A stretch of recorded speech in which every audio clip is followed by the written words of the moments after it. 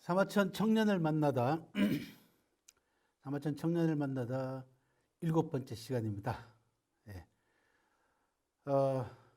사마천이 이제 스승 얘기까지 했죠. 지난 시간에. 스승은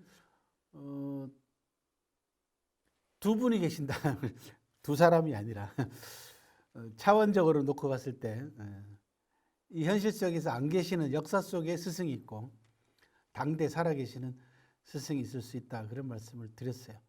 그리고 사마천이 가장 존경하고 닮고자 했던 스승으로는 공자님이 계신다. 그런 말씀을 드렸고요. 당대 스승으로는 아버지와 아버지의 스승들, 그리고 동중서와 공항국이라고 하는 당대 최고의 유학자들한테서 공부를 하게 됩니다. 그리고 사마천은 그 이후에 20대 때 아마 대개 26 내지 27살 때 입사한 걸로 보입니다. 입사란 얘기는 뭐냐 그러면 벼슬길로 나가는데 바로 벼슬을 받은 것이 아니라 예비 관료가 됩니다. 낭중이라고 해서 오늘날 나가면 인턴이에요. 그래서 낭중은 뭐 적으면 수십 명, 많으면 막 1000명까지 있었다고 얘기를 해요. 특히 한무제는 천하의 인재들을 자기 옆에 거느리는 걸 굉장히 좋아했던 과시욕에 강했던 권력자입니다. 그러니까 그 당시 모을 수 있는 당대 최고의 젊은 인재들을 다 궁궐로 모아가지고 자기 옆에서 늘 자문을 하게 한 거죠. 또 어디 아까 말씀드린 대로 여행 갈 때 되면은 순시 나갈 때 되면은 또 데리고 가기도 하고 했죠. 그런 예비 관료들은 낭중이라고 합니다. 젊은 인재들을. 그래서 만약에 어떤 자리가 비게 되거나 또 새로운 자리를 만들게 되면은 그 가운데 자기 전공에 맞춰 가지고 그 자리에 앉히면은 이제 본격적인 벼슬이 시작이 되는 겁니다. 사마천은 아시다시피 사관 집안에 태어났고 태사령이라고 하는 벼슬의 아버지가 있습니다. 국가의 문서와 기록을 총 책임지는 자리입니다. 오늘날로 얘기하면은 국립도서관 관장 겸 국가 기록 담당하는 최고 책임자를 겸하고 있었다. 그런 자리라고 보시면 돼요. 그리고 이 자리는 저는 잠깐 말씀을 드렸죠. 세습되는 자리다. 그러니까 아버지로부터 아들, 다시 그 아들부터 뭐 손자로 이런 식으로 세습되는 자리였기 때문에 사마천은 아버지가 돌아가시면 그 자리를 물려받게 돼 있습니다. 그래서 오늘은 아버지 이야기를 좀 해보도록 하겠습니다. 자, 우리가 가는 길 벌써 이제 7번째 시간 됐습니다. 그죠? 왜 수염이 없을까? 사마천 초상화 이야기로부터 시작해가지고 용문 이야기 했고요. 그 다음에 사마천의 19살 때 이사, 그 다음에 그 19살 때 만난 유엽, 곽해 이야기와 유엽 이야기를 했고 20살 때 약 2년 내지 3년간에 걸친 대여행에 관한 이야기, 그리고 중국의 대표적인 여행가들 이야기를 좀 해봤고, 그리고 지난 시간에 스승 이야기를 우리가 나눠봤습니다. 오늘은 사마천 아버지 사마담 이야기로 넘어가는데요. 먼저 아버지라는 존재가 어떤 존재인가? 특히 아들에게 있어서 아버지라는 존재는 참 묘합니다. 예.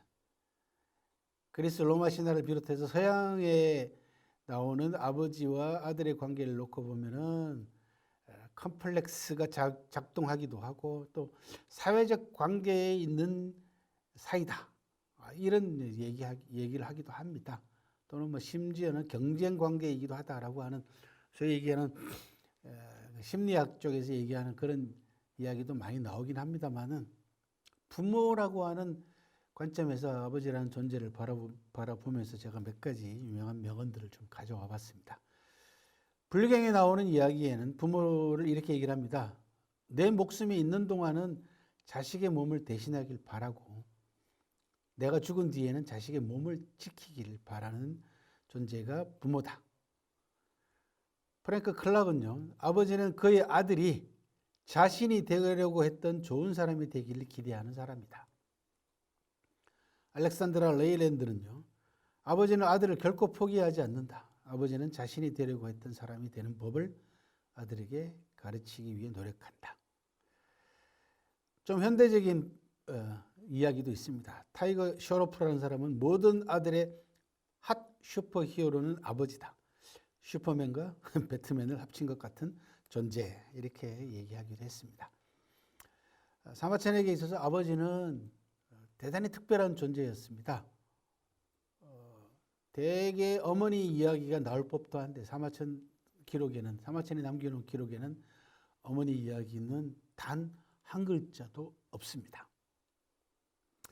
어머니가 일찍 돌아가셨을 가능성을 배제할 수는 없습니다만 어쨌든 간에 참 흥미롭기도 하고 또 하나는 신비롭기도 한데 사마천 아버지 이야기는 있습니다만 어머니 이야기는 단 한 줄도 없다라는 점도 말씀을 드립니다.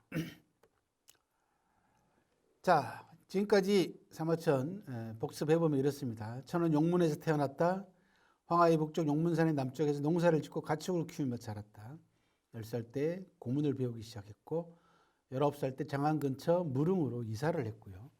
19살 사마천이 거기에서 유엽 곽해를 만났죠.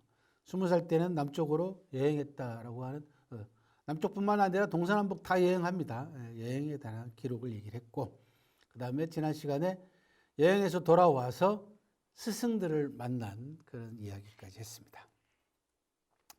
자, 그 기록입니다. 얼마 뒤 천은 낭중이 되어 아까 말씀을 드렸죠.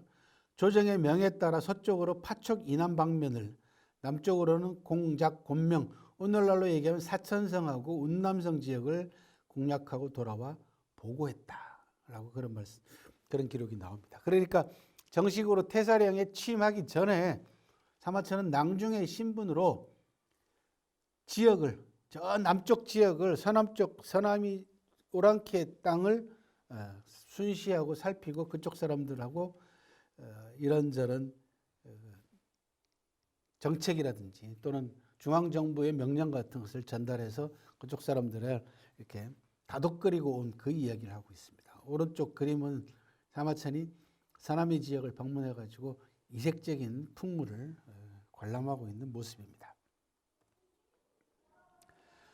자, 아버지 이야기를 하기 위해서는 사마천 집안 이야기를 좀 해야 되겠죠. 그죠? 사마천의 조상과 아버지 사마담 이야기로 넘어갑니다. 사마씨는 사마천의 성은 사마시 복성입니다. 두 글자로 된 사마시죠. 원래 이 사마는 성이 아니고 군대의 관직 이름입니다. 군대의 벼슬 가운데 사마라는 게 있었어요. 그 사마천의 조상 가운데 군대의 벼슬을 했던 사마, 그 다음에 이름 이렇게 하거든요. 나중에 이 벼슬이 성으로 바뀌는 겁니다. 성씨는 주로 지명에서 많이 따옵니다.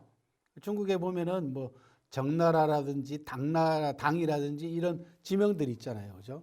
여기 나중에 나라 이름이 되기도 하고 나중에 성씨가 되기도 합니다. 그리고 벼슬 이름이 성씨로 가는 경우가 있습니다. 사마씨는 바로 그 케이스에 해당됩니다. 사마씨는 주나라를 떠나 진나라로 간 뒤 위, 조, 진 등지로 흩어져 살았다. 자기 조상들의 갈래를 얘기를 합니다. 사마조의 손자 사막은 여기 이제 사마천의 직계입니다. 화지에 매장되었다. 그러니까 사마천의 직계 조상들이 화지라는 곳에 매장되었다라는 얘기가 나오는데 좀 이따가 그 현장 사진을 보여드릴게요. 사마은은 사마천의 6대조 할아버지입니다. 사마은의 손자 사마창은 4대조 할아버지죠. 사마창은 진시황 때 주철관을 지냈다. 주철이라는 건 뭐냐 그러면 철을 담당하는 겁니다. 철기의 주조를 담당하는 거죠. 고대에는 쇠가 철이 굉장히 중요한 국영 사업이었어요. 소금하고 철을 국가에서 전매 사업으로 관리를 했습니다. 왜? 필수품이거든요. 농기구를 만든다든지 무기를 만들 때 철이 대단히 중요하죠. 그리고 소금은 사람이 살아나가는데 없어서는 안 되는 가장 중요한, 그죠? 예. 그게 양념일 수도 있고 식료품일 수도 있죠. 소금 없이는 못 살죠. 그래서 이 철하고 소금을 국가에서 판매했어요. 위탁을 해가지고. 왜? 세금 때문에. 이게 안정된 세금이죠. 항상 들어올 수 있는 세금 수입원이죠. 그래서 주철관을 지냈고 사마앙은 은왕이 되었고요. 사마창, 4대조 할아버지인 사마창은 무택을 낳았고 무택은 한나라 때 시장을 지냈습니다. 주로 물가를 관리하는 관리입니다. 무택은 사마희를 낳았고 희는 오대부를 지냈는데 여기가 사마천 할아버지입니다. 모두 고문에 안장되었다. 이 지명이 나왔죠. 그죠? 그리고 사마희는 사마천의 아버지 사마담을 낳았는데 사마담은 태사공이 되었다라고 하는 자기 집안 이야기를 사마천이 하고 있습니다. 지금 보고 계시는 것이 왼쪽이 고문이고요. 오른쪽이 화지입니다. 6대조 할아버지 사마은을 비롯해서 몇몇 조상들이 요 부근에 묻혔다는 얘기고 나머지 조상들 몇몇 분은 요 고문, 서고문촌이라고 되어 있는 요 고문 지역에 묻혔습니다. 요 화지 근처에 있는 왼쪽의 무덤이 6대조 할아버지인 사마근의 무덤이 되겠고 오른쪽은 사마천의 아버지인 사마담을 비롯해서 사마천 조상들 무덤. 우리는 이제 선산이라고 얘기하죠. 그죠? 중국 사람들은 조영이라고 얘기를 합니다. 사마천 조상들의 무덤을 한데 모셔놓은 곳입니다. 아버지 무덤도 여기 같이 있습니다. 사마담 무덤도. 아버지 이야기입니다. 태사공 사마담은 천문을 관장했을 뿐 백성을 다스리지는 않았다.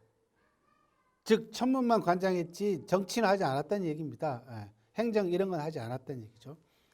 천이라는 아들이 있었다. 내 아버지 태사공은 사마담은 당도에게서 천문학을, 양화로부터 역을, 황자로부터 도가의 이론을 익혔다. 아까 지난 시간에 말씀드린 아버지의 스승들입니다. 태사공 사마담은 건원에서 원봉에 이르는 기간 기원전 140년에서 기원전 105년 벼슬을 했다. 사마담은 학자들이 각파 학설의 진정한 뜻을 이해하지 못하고 엉뚱하고 그릇된 것만 배우고 있는 것을 걱정해서 육가의 요지를 다음과 같이 논평했다. 육가라는 건 제자백가를 얘기합니다. 유가, 도가, 법가, 음양가 이런 식으로 6개 중요한 제자백가의 학파의 사상의 요점, 그 다음에 장단점을 정리를 했습니다. 아버지가. 그게 육가요지라고 하는 논문인데 사마천이 사기 제일 마지막 권인 태사공 자서, 자기 집안 이야기, 그리고 사기를 편찬하게 되는 동기, 그리고 사기 130권의 전체적인 요약을 다루고 있는 책 전체의 서문에 해당되는 태사공 자서에서 아버지의 논육가요지라고 하는 논문을 전부 다 전문을 수록합니다. 그러니까 아버지가 대단한 학자였어요. 아버지도요. 그러니까 아버지로부터 영향을 많이 받았다. 그래서 사마천의 최초의 스승은 아버지 사마담이다라고는 말씀을 드렸죠. 그죠? 그러던 아버지 사마담이 세상을 떠나는 장면입니다. 이후로 이해 기원전 110년에 천자가 처음으로 황실의 봉선의식을 거행했는데 주남에 머무르고 있던 태사공은 이 행사를 수행할 수 없게 되자 화병이 나서 그만 쓰러져 일어나지 못하게 되었다. 당시 아들 천은 출장을 갔다 돌아오는 중이었으며 마침내 황하와 낙수 사이에서 아버지를 볼 수 있었다. 태사공은 아들 사마천의 손을 잡고 눈물을 흘리며 이렇게 당부했다. 사마담의 임종 장면입니다. 사마담이 세상을 떠날 무렵의 이야기입니다. 이때가 기원전 110년 사마천 나이 36살 때 해당되는 사건이었습니다. 자, 여기서 봉선의식을 거행했는데 황실의 황제가 한나라 무제가 태사공 사마담이 아버지가 이 행사를 수행할 수 없게 되자 화병이 났다라고 얘기를 했어요. 도대체 무슨 의식이길래 태사공이 거기 못 따라가는 것이 한이 돼가지고 병이 났을까? 물론 그 전에 사마담은 이제 이런저런 병이 있었겠죠. 그런데 죽기 전에 한번 꼭 봐야 되는 이 봉선의식이라고 하는 이 의식에 참석을 못하는 바람에 그 실망감 때문에 더 몸이 안 좋아져가지고 쓰러져서 일어나지 못하게 됐다. 결국은 세상을 떠나게 됐다는 얘기입니다. 그래서 여기서 잠깐 여러분들에게 봉선이 뭔가 그거 좀 알아보고 가시게요. 자, 봉선. 하늘과 땅에 제사를 드리는 제왕의 의식을 얘기를 합니다. 그러니까 제왕이 임금자리에 오르게 되면 나 임금자리에 올랐습니다 라고 하늘과 땅에다가 알리는 중요한 제사입니다. 중국의 제왕들을 뭐라고 불렀냐 하면 잘 아시다시피 여러분들이 하늘의 아들이라 그랬죠. 천자라고 했지 않습니까?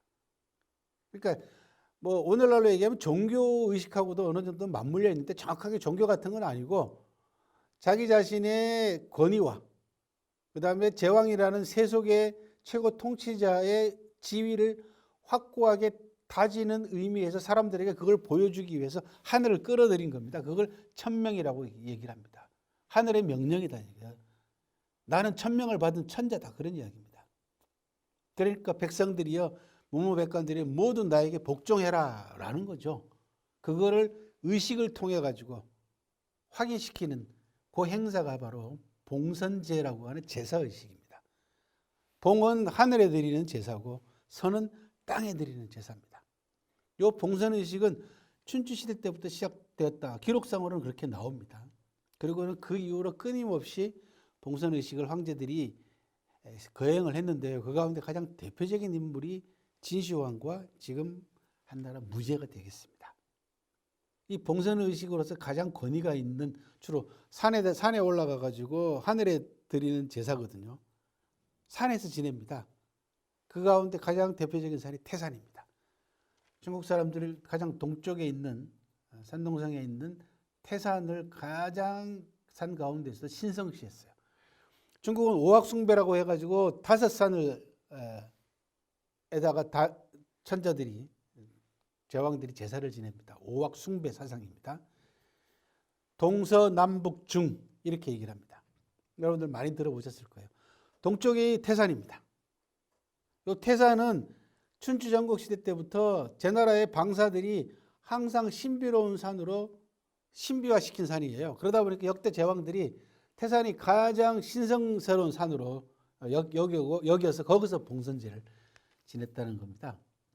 태산은 별로 높지도 않은 산인데 그렇게 신비화됐습니다. 오래전부터. 그래서 동쪽에 있는 태산은 동악이라고 얘기합니다. 서쪽에 있는 산은 서악, 화산입니다. 돌로 된 산이고, 남쪽에 있는 산은 형산이라고 합니다. 북쪽에 있는 산은 항산이라고 합니다.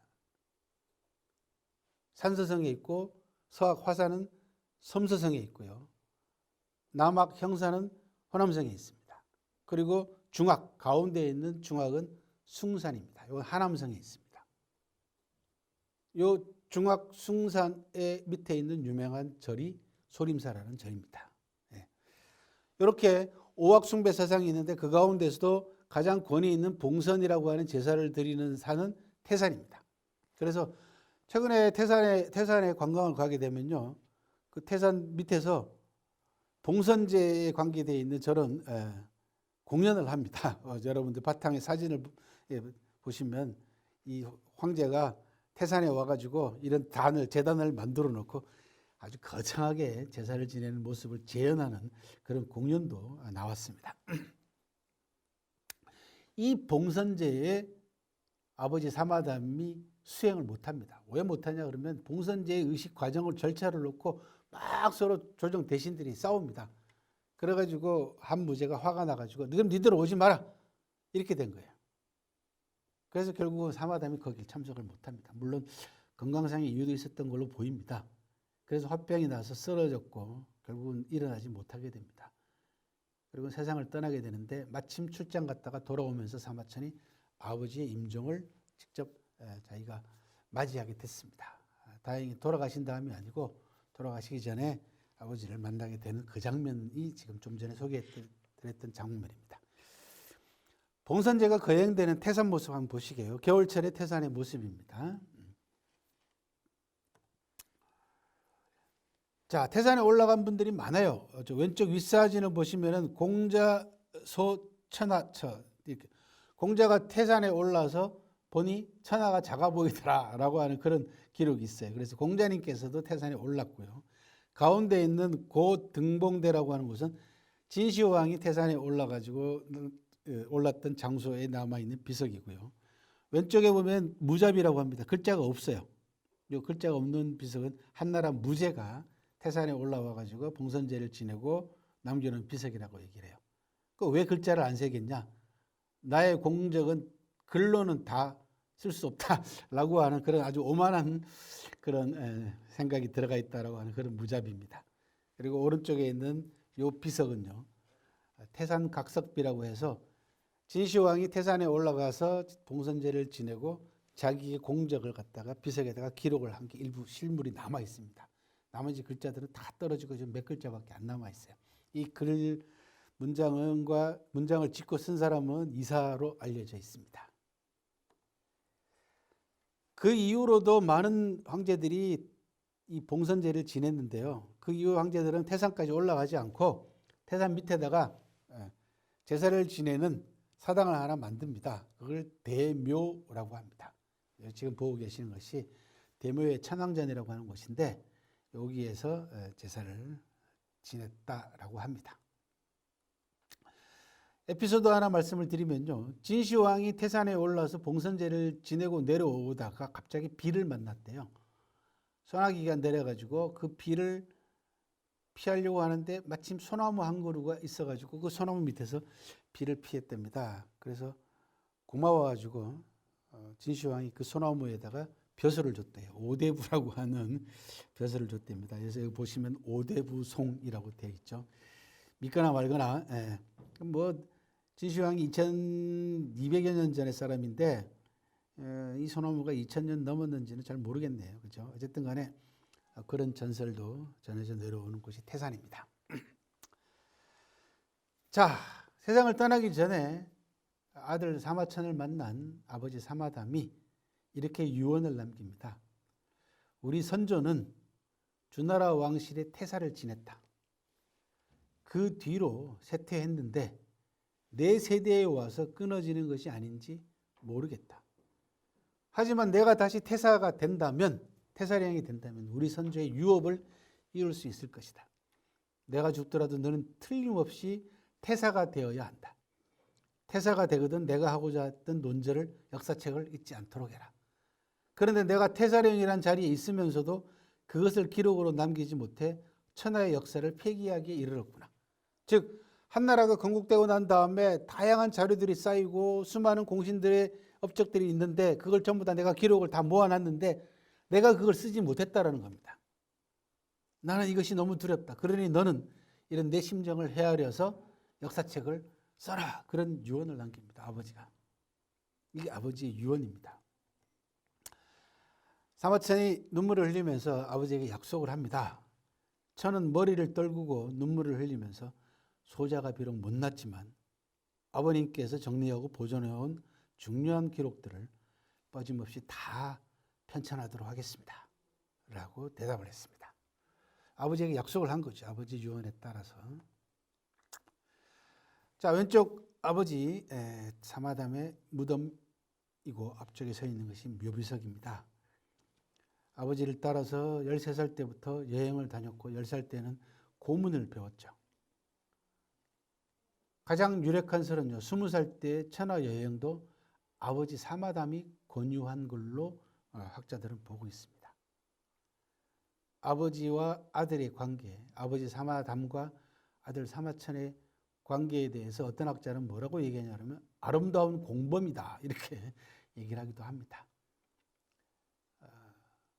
정확하게 아버지 사마담은 아들의 역사가로서의 자질을 꿰뚫어 본 것 같습니다. 그래서 어렸을 때부터 아들에게 역사가로서의 자질을 키울 수 있는 다양한 방법을 통해서 교육을 시켰고 심지어 20살 때는 천하를 여행할 수 있는 그런 배려까지 하는 아주 훌륭한 아버지의 모습을 보여주고 있는 것이 아버지 사마담과 아들의 관계가 아닐까 싶습니다.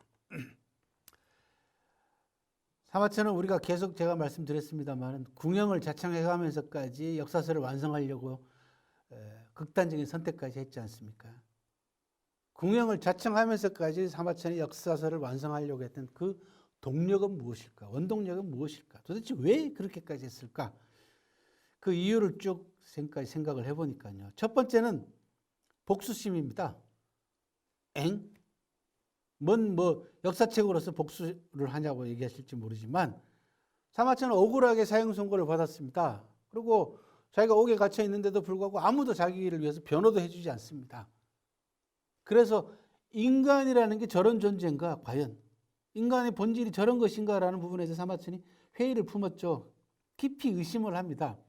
그리고 인심에 대해서 인간의 마음, 민심의 세태에 대해서 사마천이 굉장히 깊은 통찰력을 가지게 됩니다. 그래서 수천 년 역사 속에서 존재했던 많은 역사적인 인물들을 통해 가지고 자기하고 비슷한 경우가 있었는지를 살펴보니까 의외로 많더라는 거죠. 큰 뜻을 품고도 주변의 시기와 질투 때문에 결국은 그 뜻을 펼치지 못하고 죽어간 사람들, 또는 억울하게 모함을 당해가지고 피어보지도 못하고 시든 꽃들, 이런 비극적인 인물들이 너무 많더라는 겁니다. 사마천 사기에 기록되어 있는 약 200여 명의 주인공급의 인물들 가운데서요, 통계를 내보니까 약 120명, 절반 이상이 비극적인 인물들이었습니다. 사마천 자신도 굉장히 비극적인 경험을 했지 않습니까? 그래서 사마천이 이 인물들에다가 자기 자신의 처지를 투영을 해서 그 안에 자기 자신의 생각을 넣어서 문화복수를 한 겁니다. 역사책을 통해 가지고. 고상하죠. 옛날에는 복수라고 하면은 정치적인 복수 이런 걸 통해 가지고 그저 사람을 죽이고 했지만은 사마천은 사람을 죽일 수 있는 그런 사람이 아니지 않습니까? 결국은 붓으로 복수하는 수밖에 없죠. 근데 그걸 단순하게 이 누구누구는 나쁜 놈, 뭐 누구누구는 죽일 놈 이렇게 복수해봤자 그 누가 알아주겠습니까? 그래서 사람들을 감동시킬 수 있고 사람들의 고개를 끄덕이게 할 수 있는, 수긍하게 할 수 있는 문장을 통해 가지고 역사를 통해서 자기 자신의 처지를 대신 표출한 겁니다. 이런 걸 문화 복수라고 합니다. 개인적으로는 그런 복수심이 작용을 했겠죠. 궁형을 선택했던 이유는. 두 번째는 책임감입니다. 지식인으로서 사마천은 평생을 공부를 한 사람이고 평생을 역사책을 쓰려고 준비했던 사람이죠. 그런 시대적 책임감, 이건 굉장히 중요한 겁니다. 오늘날 우리나라의 타락한 지식인들은 꼭 사마천을 저는 본받기를 바랍니다. 많이 배워서 좋은 학교 나오고 많이 배우고 세상 사람들로부터 그 지식 때문에 존경을 받고 있음에도 불구하고, 존중을 받고 있음에도 불구하고, 특혜를 받고 있음에도 불구하고 쓰는 용어나 하는 말을 보게 되면 얼마나 천박하고, 그죠? 사리사욕에, 욕심에, 탐욕에 물든 지식인들이 얼마나 많습니까? 주변에 수도 없이 보게 됩니다. 이런 사람들에게 사마천의 삶을 한번 보라고 권하고 싶네요. 그 다음에는 개인적으로는 필생의 업을 뭔가를 남기고 싶어하는 성취욕 같은 것이 작용하지 않았겠습니까? 당연히 작용하죠. 왜? 배워서 그 당시에 자기 자신이 남길 수 있는 것은 결국은 사마천 입장에서는 글밖에 없단 말이죠. 그러니까 사마천은 뭐라고 얘기했냐 그러면 일가의 말씀을 이루고 싶습니다. 성일가지연이라고 하는 유명한 말을 남깁니다. 공부해가지고 일가의 말씀을, 내 이야기를 남기고 싶다라고 얘기했어요. 그리고 지난번에도 말씀드렸잖아요. 내 문장이 후세에 드러나지 못하면 어떨까 걱정이 됐다고 얘기를 하지 않습니까? 그게 가장 중요한 목표였고 목적이었거든요. 그런데 그런 비극적인 일을 당했기 때문에 사마천은 그것을 극복하고 이런 원동력을 가지고 초인적인 힘을 발휘해서 자기 자신의 어려운 상황을 돌파를 했죠. 거기에는 아버지가 돌아가시면서 남겨놓은 이 유언도 크게 작용을 했을 것이다 라는 겁니다. 36살 사마천, 아버지가 세상을 떠났습니다. 고아가 된 걸로 보입니다. 그리고 그 아버지의 유언이 사마천을 이끌어주는 등대와 같은 역할을 했습니다.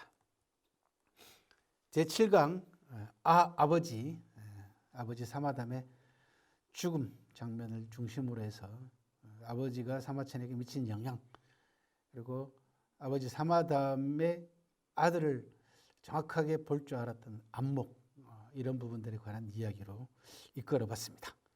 복습과 예습은 김영세의 좀 알려준 곡 유튜브를 통해서, 그리고 필요하신 분은 책을 통해서 좀 더 깊이 있게 공부해 보시기 바랍니다. 8강에서 다시 만나도록 하겠습니다.